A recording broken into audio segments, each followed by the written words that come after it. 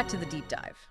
Okay, so the latest shareholder letter just landed, October 21, 2025. Yep, hot off the presses. Yeah. Covers Q3, looks ahead to Q4. And right away, looking at these numbers, there's a kind of, well, a conflict, isn't there? You see this incredible momentum underneath, but the main profit numbers, they look a bit confusing. That's absolutely the way to frame it. And our job here isn't just reading the highlights, right? No, definitely not. We need to cut through the corporate speak, try and figure out, first, what's the real financial health here if you filter out the noise? Right. And second, where are the strategic moves really hitting? Is this push into AI, live sports, ads? Yeah. Is it actually showing results yet? Yeah, I think masked profitability is a good theme for this one because they generated a ton of cash. Huge cash flow. But this one, sort of external shock, just ate up a massive slice of the operating margin, made the quarter look weaker than it actually was. Exactly. Yeah. Let's jump straight into that financial story. Okay, top line first. Q3 2025, revenue hit $11.510 billion. That's up 17% year over year, pretty much what they guided for, driven by members, pricing, ads kicking in more. Seems solid. Yeah, it looks good on the surface. 17% growth is strong. But then you hit the diluted EPS, earnings per share, $5.87. Okay. Which, yes, it's up 9% from last year, but the letter itself flags it as a full dollar below their own forecast. Oof. $1 miss on EPS. For a company this size, that's significant. That gets your attention. It does, and it immediately points you towards the operating margin, right? That core efficiency number. Absolutely. So they reported 28.2%. Which is way off the 31.5% they guided for, and lower than Q3 last year, which was 30%. Right. So if you just stop reading right there, you're thinking, uh-oh. Is something wrong with the core spending? Did content costs balloon? Exactly. But this is why we did the deep dive. What was it? Was it a spending spree on shows or something else? Something else entirely. Something external. And crucially, something they say is non-recurring. The entire miss, basically, was down to one single unforecasted expense, about $619 million. Wow, $619 million. What was that for? It's related to this ongoing dispute they have with Brazilian tax authorities. Non-income tax stuff, apparently, stretching back from 2022 right through this quarter. And they booked it all as a cost of revenue in Q3. Hold on. $619 million absorbed in one quarter from a tax issue. That's a massive hit. It's huge, and they spell it out. This one item knocked down the Q3 operating margin by more than 5 percentage points. 5 points, okay. Think about that. If you just mentally back out that specific Brazilian charge, which, again, they say won't materially impact future results, their operating margin would have actually beaten the forecast for Q3. So the underlying profitability, the actual business operations were doing great, better than expected even. Fantastic, yeah, but just completely obscured by this one-off legal tax thing. That context just flips the whole narrative for the quarter. And actually, if you ignore that margin blip for a second and look at cash, well, they seem incredibly confident. Oh, definitely. Net cash from operations in Q3 was $2.8 billion.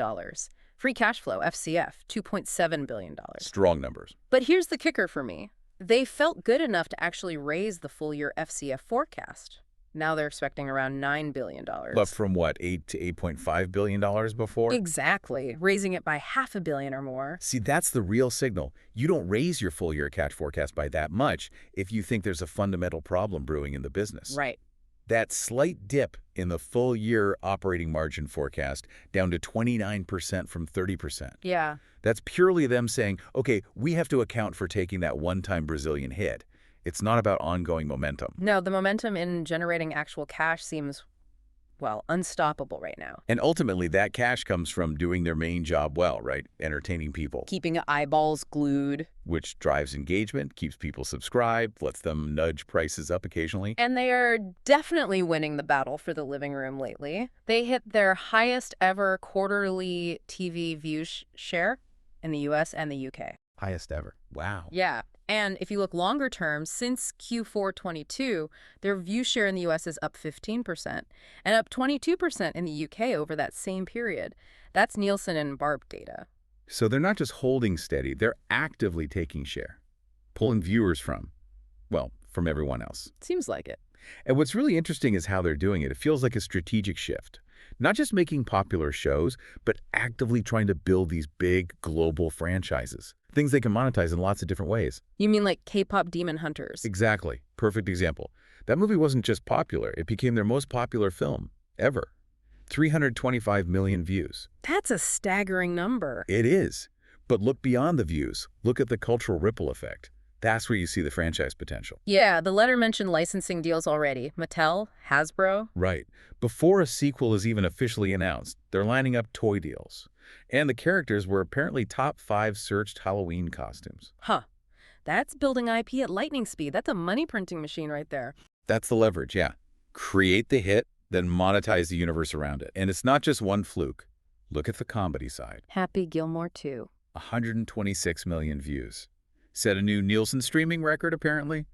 2.9 billion minutes watched opening weekend. Wow.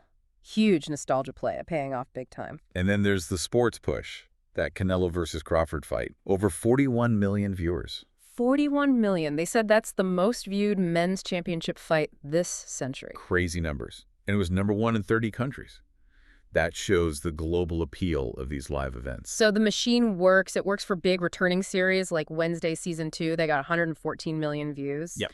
It works for international hits like that South Korean show, Bon Appetit, Your Majesty. 32 million views there. And Hostage from the UK, 35 million. It feels like the global production engine is really firing. Okay, so you've got record content hits, record engagement. People are watching more than ever. So how do you squeeze more value out of those eyeballs? That leads us straight to the advertising business, Which seems to be scaling up fast now. Q3 was their best quarter ever for ad sales.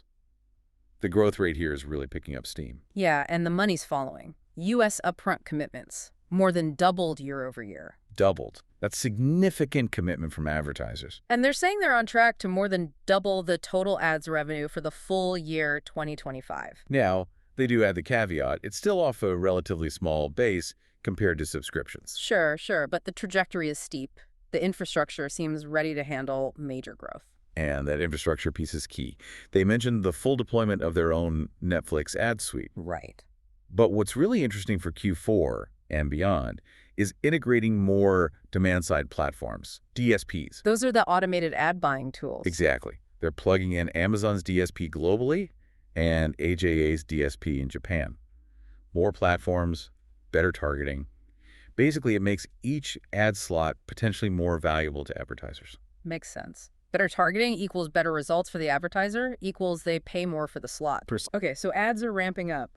But what's enabling all this content efficiency, this ability to churn out hits, manage a global slate? That feels like it connects to the other big bet, AI. Artificial intelligence, yeah. They've used AI for years, obviously, for recommendations.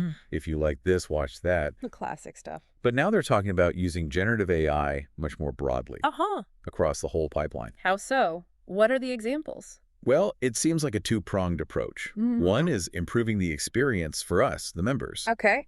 They're beta testing something they call a conversational search experience. Meaning? Instead of just typing keywords, you could, talk to the app. Say, show me a funny sci-fi movie from the 90s that critics loved. Natural language. Ah, okay. That could be a pretty big improvement over endless scrolling. Could be. The other prong is using AI to help create the content, empowering the creators. Right. You mentioned this might give them a cost advantage. And a time advantage. Look at Happy Gilmore 2 again. The letter specifically says they used Gen AI, combined with machine learning and their own special volumetric capture tech. Fancy 3D scanning. Pretty much, yeah. To de-age the actors in that opening flashback scene. Ah, okay. So using AI for visual effects on a huge, high-profile movie like that shows it's ready for prime time. Exactly. It's not just experimental anymore. And it's not just for flashy VFX either. No. The producers on another project, Billionaire's Bunker, used Gen AI tools in pre-production for pre-visualization. Like storyboarding. Sort of, but more dynamic, helping them quickly mock up thousands of options for costumes, set designs, that kind of thing. It speeds up the creative decision-making massively. Could shave weeks, maybe months, off schedules. Faster, potentially cheaper. And they're even testing AI in advertising. Generating ad creative, speeding up media plans. It's about boosting efficiency everywhere. Okay, before we look at the Q4 lineup, let's quickly touch on that global momentum again, because currency swings were pretty wild this quarter. Yeah, you really need to look at the FX neutral numbers to see the true underlying trend. Right. Take Latin America, LATAM. Reported revenue growth was, what, 10%? Only 10%. Looks okay, not amazing. But strip out the foreign exchange impact.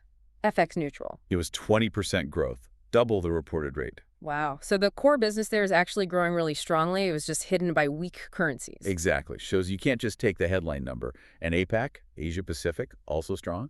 20% growth on an FX-neutral basis there, too. Okay, so that strong underlying global growth definitely sets them up for what looks like a potentially massive Q4. The forecast is big. $11.96 billion in revenue. Another 17% year-over-year growth projected. And the content slate. It looks absolutely stacked, designed to keep people subscribed through the holidays and into the new year. For sure. Originals look huge. The final season of Stranger Things, that alone is massive. Huge. Then you've got big movie releases, Rian Johnson's next Knives Out mystery, Wake Up Dead Man. Can't wait for that one. Guillermo del Toro's Frankenstein. Catherine Bigelow's A House of Dynamite. That's some serious cinematic firepower. Yeah, real event movies trying to dominate the conversation. And the live sports push continues hard. That NFL Christmas Day doubleheader they snagged. Cowboys, Commanders, Lions, Vikings, big matchups. Plus the Jake Paul versus Tank Davis fight. Love him or hate him, Paul brings eyeballs. Cute. And they're rounding it out too, right? New games like Boggle and Pictionary. Yep, trying to broaden the appeal. New stand-up specials, Kevin Hart, Ricky Gervais. More returning seasons like The Diplomat. It's a full-court press for Q4, hashtag tag outro. So if we boil it all down, maybe two main takeaways for you listening. First, financially. Q3 was actually very strong. Uh-huh. But it was complicated, maybe even hidden by that one-off Brazilian tax charge. You look at the cash flow, the raised FCF forecast. Yeah. The underlying business health is excellent. Right. Don't let the headline margin fool you. Exactly. Second takeaway. Yeah. The content strategy is really clicking. It's driving record engagement, yes. But more importantly, it's building these huge global franchises. Like K-Pop Demon Hunters. Yep.